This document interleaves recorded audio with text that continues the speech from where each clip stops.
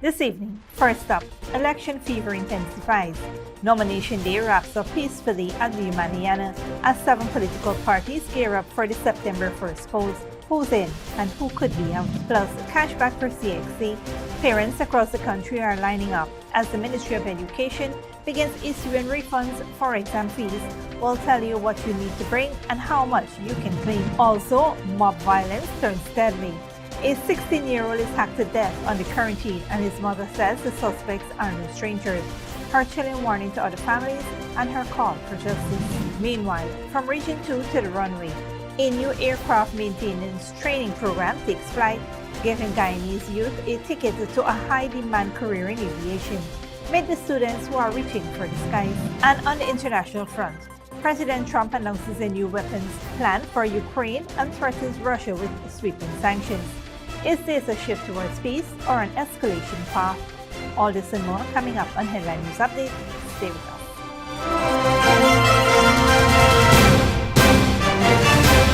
Welcome to this broadcast of Channel 2's Headline News Update for July 15, 2025. I am Bibi Bacchus. Thank you for joining us. First up, nomination day proceedings for Ghana's upcoming general and regional elections were successfully concluded on Monday at the Umana Yana, setting the stage for September 1st polls.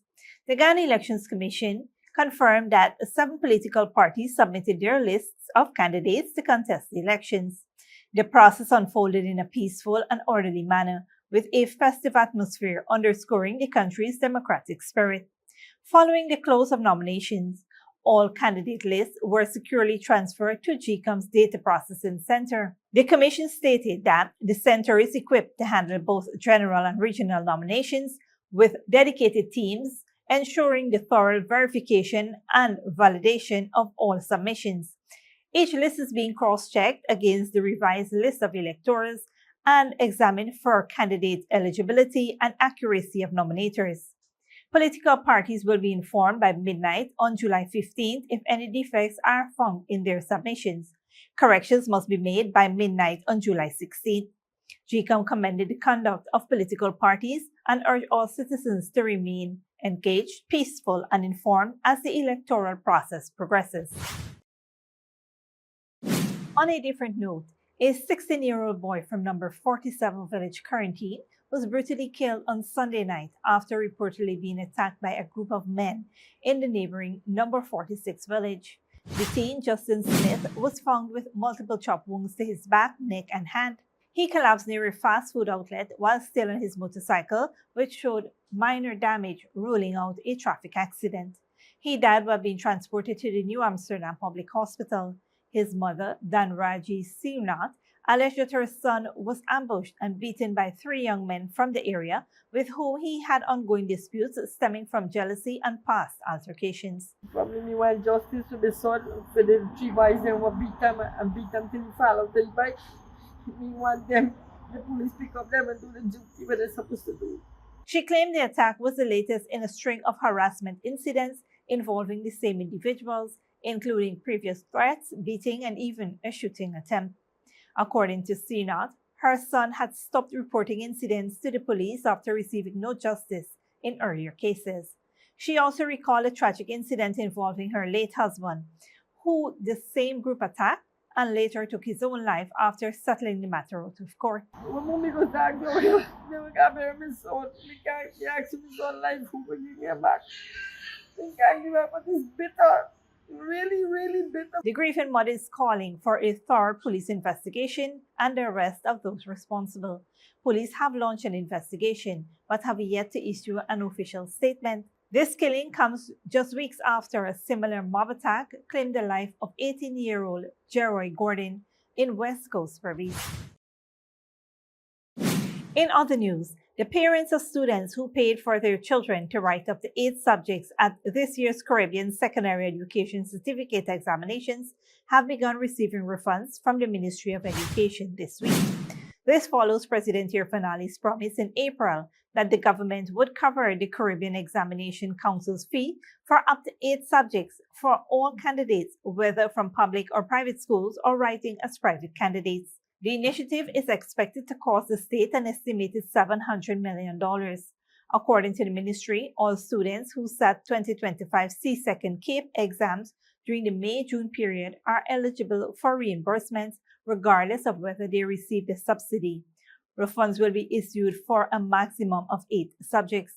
To collect the refund, parents or guardians must present valid identifications such as a national ID card or passport. In cases where they cannot collect in person, a third party could do so with proper authorization. If no ID is available, a letter verified by a school principal, village leader, or Tishau will be accepted as an alternative.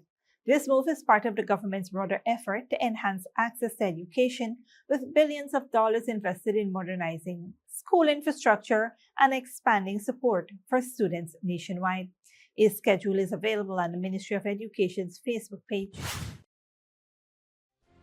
Stick around when we return. Suspect fatally shot during armed confrontation with police in Amelia's ward, Linden, and new aircraft maintenance training launched in Region 2 to support growing aviation sector.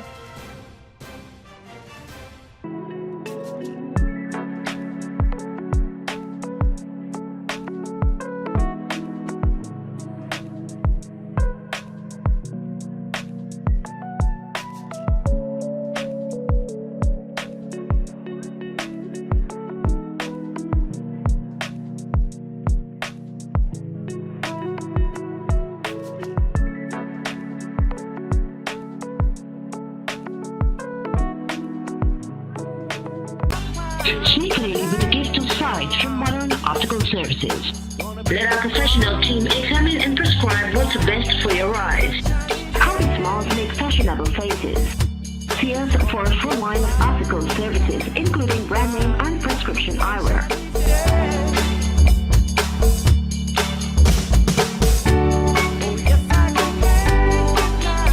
Modern Optical Services. 316 Mill Street, Georgetown. Telephone 226-1082. Good girl forget things. What's the problem, Granny? I want money for borrow for those surgery. I was dancing and I fall and fracture my hip. If you need some quick money, you should check Lender's Jewelry and Pawn Shop. Lender's Jewelry and Pawn Shop, Lot 238 South Road, Border, Georgetown. Get jewelry made to order in just 72 hours. We also accept vehicles. Lender's, best rates, longest payback period. Boys, I get through. Plus, I could dance again. Lender's Jewelry and Pawn Shop. Welcome back. A late-night police operation in Linden turned deadly after a wanted armed robbery suspect opened fire on law enforcement officers, prompting a swift and fatal exchange. 26-year-old armed robbery suspect Shamar Prince was fatally shot by police late Monday night during a confrontation at his residence in Amelia's ward, Linden. Prince, an unemployed resident of Wall Street, was wanted in connection with multiple armed robberies, including one earlier that day involving a Chinese businessman. According to police, the mobile patrol officers responded to intelligence and approached Prince's apartment around 11:45 p.m. After briefly speaking with his girlfriend at the front door, Prince reportedly opened the rear door and fired at officers, forcing them to take cover. He then ran outside, continuing to discharge rounds at the police, who returned fire.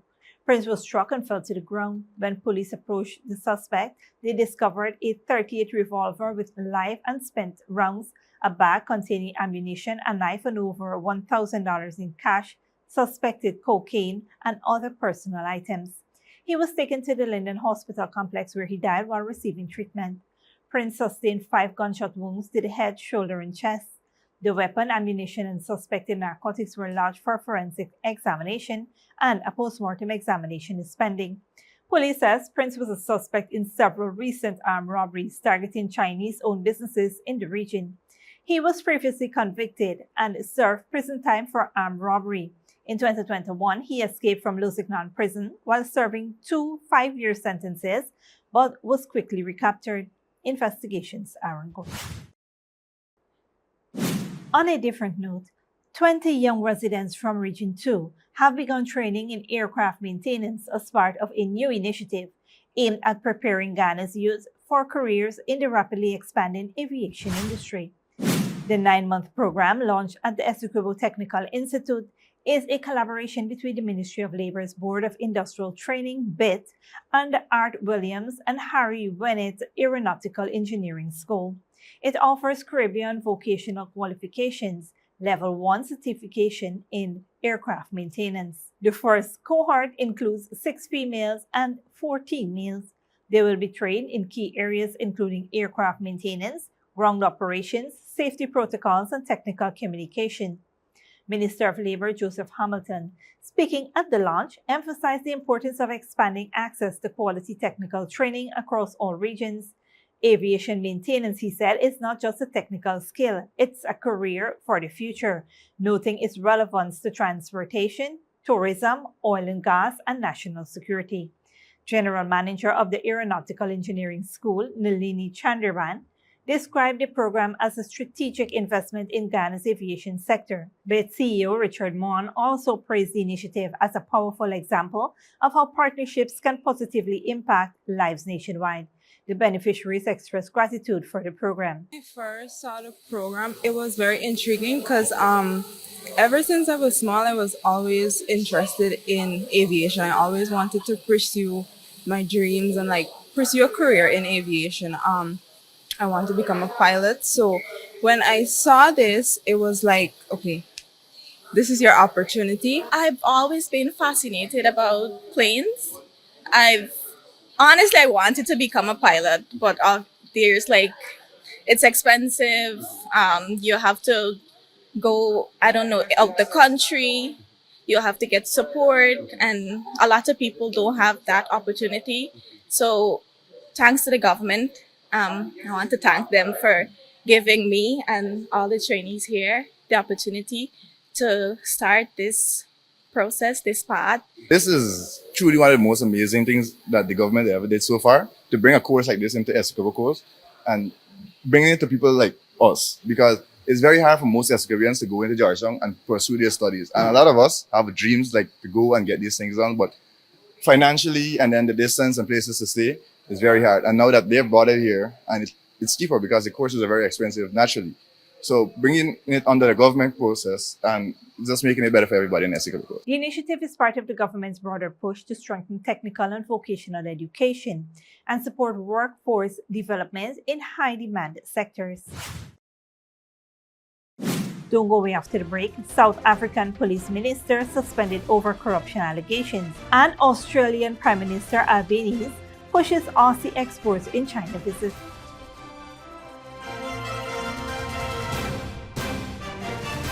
Good girl forget things. What's the problem, Granny? I want money for borrow for doing surgery. I was dancing and I fall and fracture my hip. If you need some quick money, you should check Lender's Jewelry and Pawn Shop. Lender's Jewelry and Pawn Shop, Lot 238 South Road Border, Georgetown. Get jewelry made to order in just 72 hours. We also accept vehicles. Lenders, best rates, longest payback period. Boys, I get through. Plus, I could dance again. Lender's Jewelry and Pawn Shop. Sneakily with a gift of sight from Modern Optical Services. Let our professional team examine and prescribe what's best for your eyes.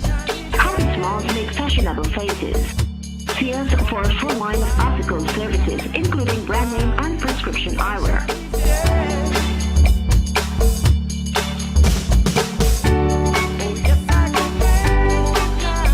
Modern Optical Services, 316 Middle Street, Georgetown. Telephone 226-1082. Welcome back. Now we take a look at what's happening in the region and around the world.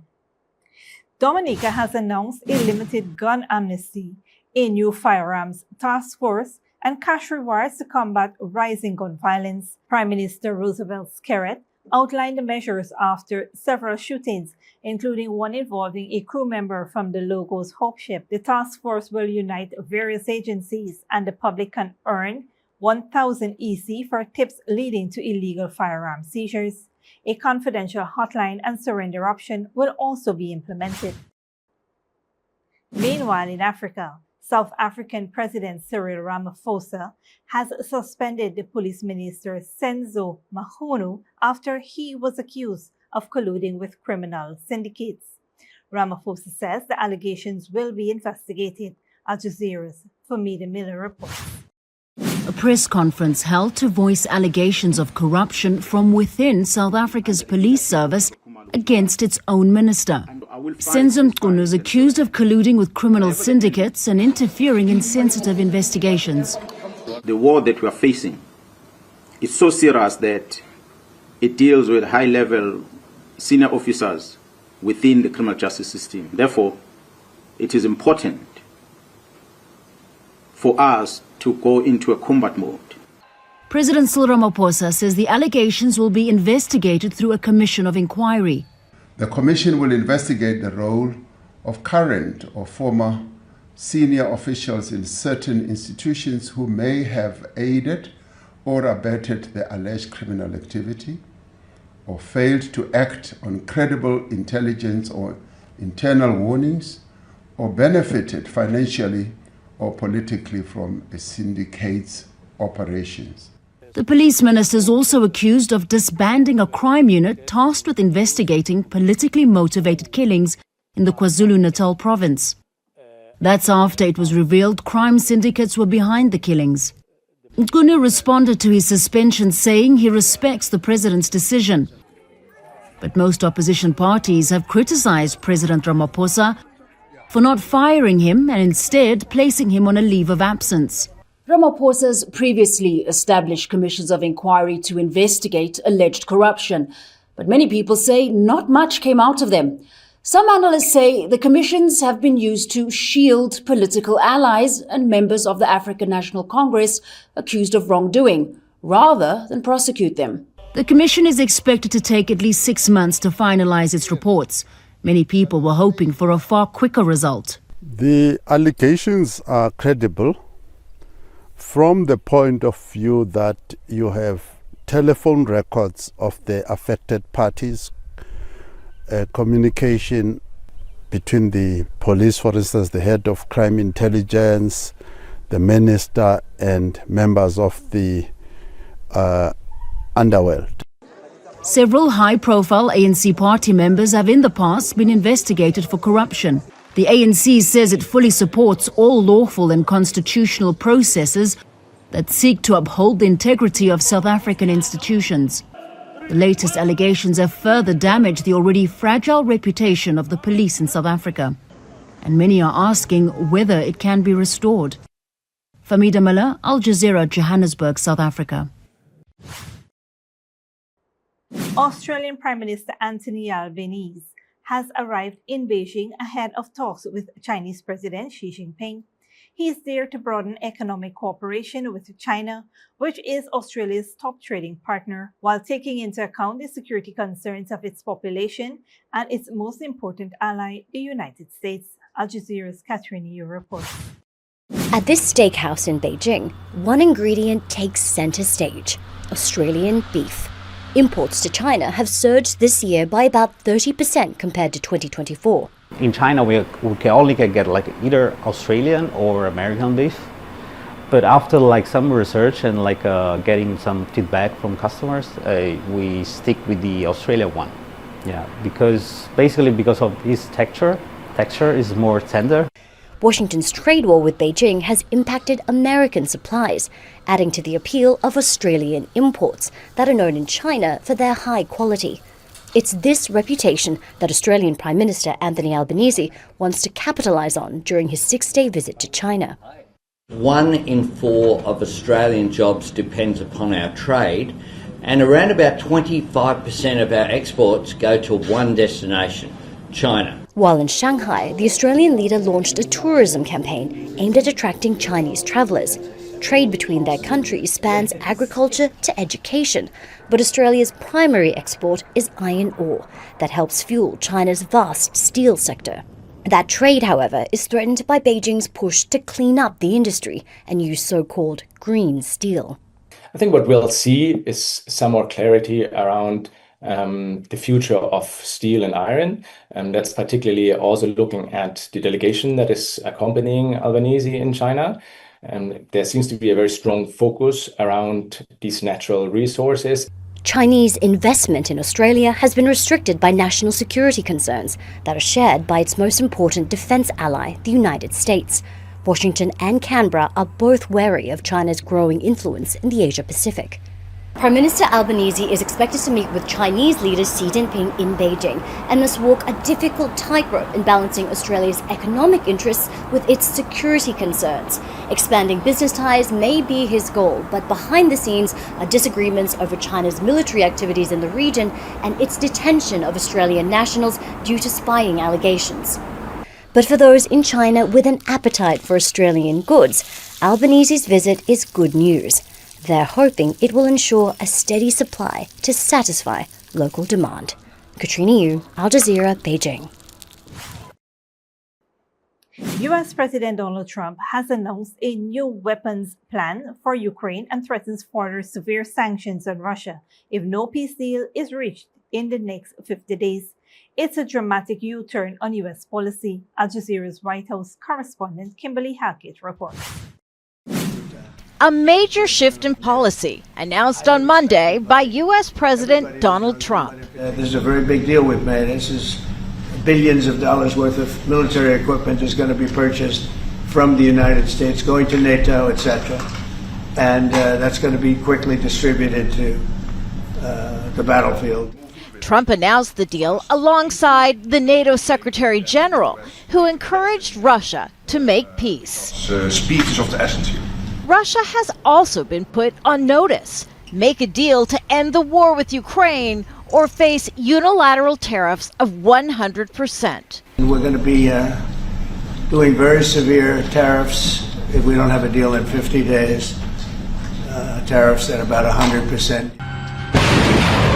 Trump's decision to send Patriot air defense systems and batteries is a plan proposed earlier this month by Ukrainian leader Zelensky.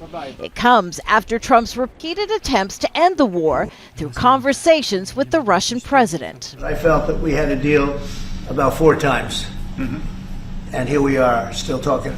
I'm not happy.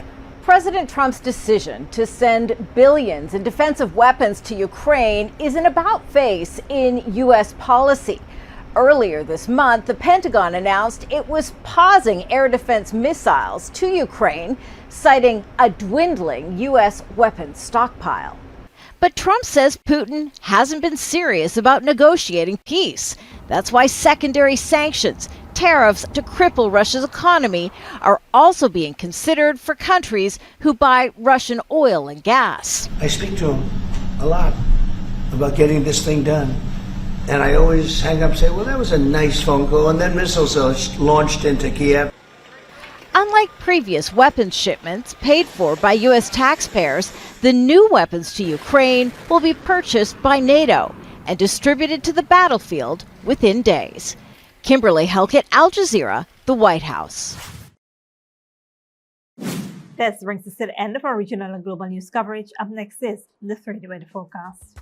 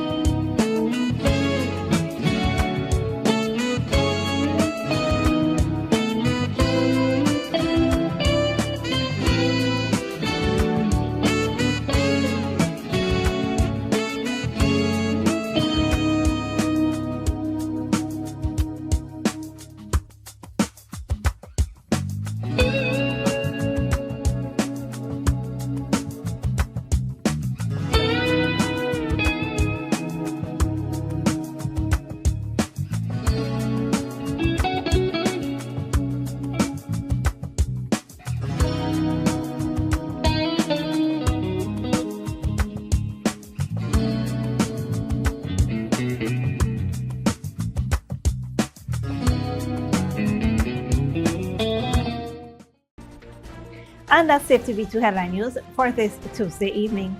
As we take our leave, we invite you to follow us on Facebook and YouTube. You can tune in tomorrow at 6:30 a.m. for a rebroadcast and at 7 p.m. for more news. Until then, please take care of yourselves and each other.